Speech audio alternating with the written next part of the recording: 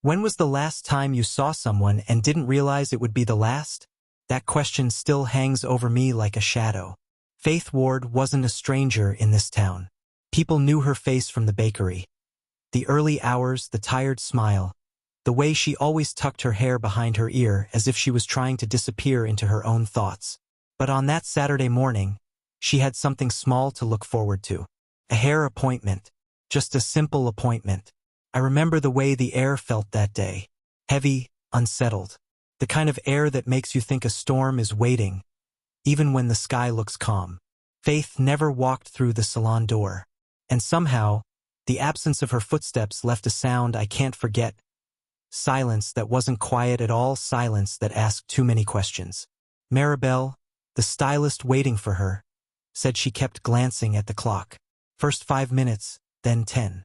By 30 minutes, the chair felt like it was mocking her. Empty, accusing. She called Faith's phone once. No answer. Called again. Straight to voicemail. That should have been nothing. People run late. But by nightfall, that silence started to taste different. Bitter. The police would later ask me why I remembered so many details about that morning. I told them it's because little things stay with you when something isn't right. Like the way Faith's apartment light stayed on long after daylight poured in. Or the way her car sat untouched, dust already gathering on the windshield like time had decided to stop for her. Everyone thought she was just late. But deep down, I think we all felt it. Faith wasn't coming. Have you ever seen something so small, but it gnawed at you like proof of something bigger? That's what Grace Holloway told the officers later. She wasn't close to Faith. She didn't even know her name until the news broke. But Grace lived 2 blocks down, and on the morning Faith was supposed to be at her appointment, Grace swore she saw a purse lying near the bus stop bench. Leather worn, strap frayed, one clasp broken. She remembered it because she almost picked it up. But something about the way it was sitting, perfectly upright, as if placed, not dropped, stopped her. People lose things every day, she told herself. She walked past it. Hours later, when she came back, the purse was gone. That detail never made the papers. The police wrote it down, but they didn't know what to do with it. Yet Grace swore she kept replaying that image. The purse against the wooden slats of the bench, too neat, too still. By the time Faith's name was on missing posters, Grace couldn't shake what she didn't do. Couldn't shake the thought that someone else had been watching the same purse, waiting for someone like her to pick it up. And here's the part she never told anyone. When she walked by that morning, she thought she heard a low hum. Not a car, not a machine, just a sound, steady and human, like someone whispering under their breath. What if the last time you heard someone's voice, it wasn't meant for you? I wasn't supposed to have it. The voicemail wasn't left on my phone. It was sent to the bakery's landline. The number nobody uses anymore, the one tucked under flour and receipts. I only found it because the blinking red light wouldn't stop staring at me. The message was short, broken. A woman's voice, urgent, clipped. I can't. They're right outside. Then a breath. Then nothing. First, I thought it was some prank call. But then I recognized the timbre, the slight rasp. Faith. She had called the bakery phone in the hours before her appointment. Played it again and again. But the sound shifted every time, like the recording itself was fraying. Sometimes the breath at the end sounded like a sob. Other times it was almost laughter. I never told the detectives I had it. Couldn't. Because the truth is, I didn't delete it. Kept it. And every night, I pressed play, waiting to hear something new. Some nights, I swear, I hear another voice buried under hers. A low murmur. A word I can't catch. And the worst part? The more I listen, the less I'm sure whose voice it really is. Do you ever carry someone's secret, only to realize it was heavier than they ever admitted? Faith never talked much about fear. She wore exhaustion like a jacket, casual, like she'd gotten used to it. But that last week, I noticed something else. A silence that didn't belong to her. The night before her appointment, she messaged me, "You up?" I was tired, closing down the bakery with flour still stuck to my skin. I didn't answer. She didn't try again. I told myself it was nothing, just another late-night check-in. But now, That unanswered text feels like a confession I ignored. When I went into her apartment after she vanished, the first thing I saw wasn't the mess or the dishes. It was the birthday balloon, half deflated, sagging in the corner. Her daughter's 4th birthday had been just 3 days before. The string was still tied to a chair.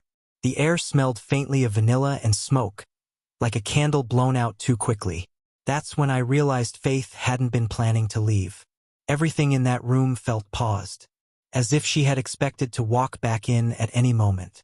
I keep asking myself, what was she trying to tell me in that single, unanswered message? And why didn't I let her say it? Have you ever trusted a memory so much that you built a life around it, only to find the walls were made of sand? When I try to replay that week, the images don't line up. They shimmy at the edges, like a film reel warped by heat. I used to think grief would be clean, one big break, a single night that split time into before and after. But grief is more ordinary, more dishonest. It arrives as small misplacements. A mug in the wrong cupboard, a shoe tucked beneath a chair that wasn't hers, the lullaby hummed at the wrong pitch. Those tiny betrayals make your mind doubt everything else. The morning after Faith didn't show, I found myself standing in her kitchen with my palm flat on the counter, feeling the groove where the wood had been worn by years of leaning. I remembered her leaning there, elbows bent, telling me about nothing important, the kind of talk that feels useless until it becomes the last conversation you ever had. But when I close my eyes and try to hear her voice exactly, the edges blur. Sometimes I can swear she used to whistle a little when she needed dough. Other times I can't find the whistle at all. I began sorting through small things because doing anything helped. I folded napkins until my fingers cramped. I smoothed wrinkled aprons as if pressing out the years would press out the absence. In the quiet, my mind threw up images that felt like clues but belonged to someone else's life. Faith standing at the window with rain on the glass. Faith laughing in a storefront reflection. Faith fingering a charm bracelet that I'm certain existed, though it never did. At night, I replay the last few hours before the appointment until the timeline collapses under its own weight. I remember Faith saying she'd sleep early. Then I remember her texting me, "You up?" and me not answering. I remember the peach-scented candle in her living room. I also remember a single match, burned down to a stub, wedged in the ashtray. The two memories shouldn't both be true. One pushes the other out like a tide. There are moments when memory becomes a kind of cruelty. I'll see Faith's daughter tracing circles on the table and feel a sharp, raw tether to a time I cannot prove ever happened. I will swear the child sang a song Faith taught her, but then the melody skates away when I try to hum it back. I catch myself correcting details in conversations with detectives, then changing what I said because I'm not sure which version of the morning is mine to tell. Tonight, and this is the part one haven't let myself say aloud, I woke up from a sliver of sleep and believed, with the kind of conviction that feels dangerous, that Faith had called me that night from a payphone. Not a call to ask for help, not a call that fit anywhere in the timeline, but a tiny, impossible retrieval. Her voice so close to the receiver that I could almost smell the starch on the napkins from her shift. I could hear her whisper, "Tell her I loved the cake." Then the memory folded and the line went dead. I know the detectives will file that under imagination or exhaustion, or the way secrets crawl into people and make them invent consolation. But the memory sits like a small, smoldering coal in my chest. It makes me rearrange facts to fit around it. It makes me defend absurdities with the ferocity of someone who thinks a memory can be a map. Maybe that's what keeps me awake. Not the unanswered phone, not the empty chair, but the knowledge that my brain is a house with windows that open into other people's rooms. I keep stumbling into recollections that belong to strangers and bringing them back to Faith, polishing them until they look like truth. When I visited her daughter that afternoon, the child reached for my hand and, without looking up, said a single sentence that lodged under my ribs. She left me the red ribbon. There was no red ribbon anywhere. I wanted to argue, to say someone must have given it to her, to pin a reason onto the phrase so it could be filed. Instead, I sat very still and let the words sit in the air between us, heavy and unreadable. That night, as I walked back to my car, the streetlights were amber and thin. I passed the salon and tried to picture the empty chair in the window again. This time, The image that came was not of absence but of a small, impossible thing. A single curl of hair looped around a salon clip, glinting as if it had been placed to catch light. I had never noticed a curl like that before. I don't know if it belonged to Faith. I don't even know if a curl could look like that. But it hurt in a new way, as though an untrue memory had found its way into my grief and made it sharper. So I began to keep a list. Not of evidence, not of clues, but of the memories that refused to behave. Each one I wrote down felt less like proof and more like a confession. I crossed out lines until the page was a lattice of ink and erasure.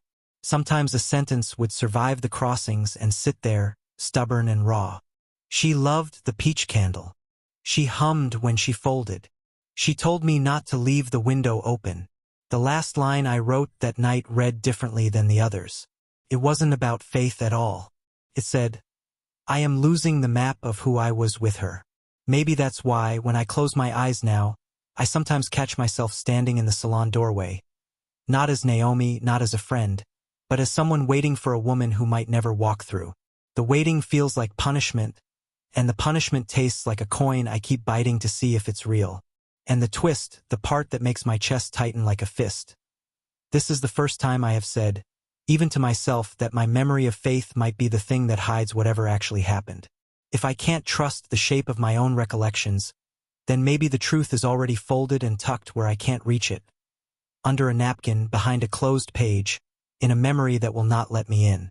What if the memories you hold onto are the very ones that betray you? I can't trust my own mind anymore. Some mornings I swear Faith called me that night. Other times, I remember her humming a song I can't even name. Each detail feels certain, until it shifts.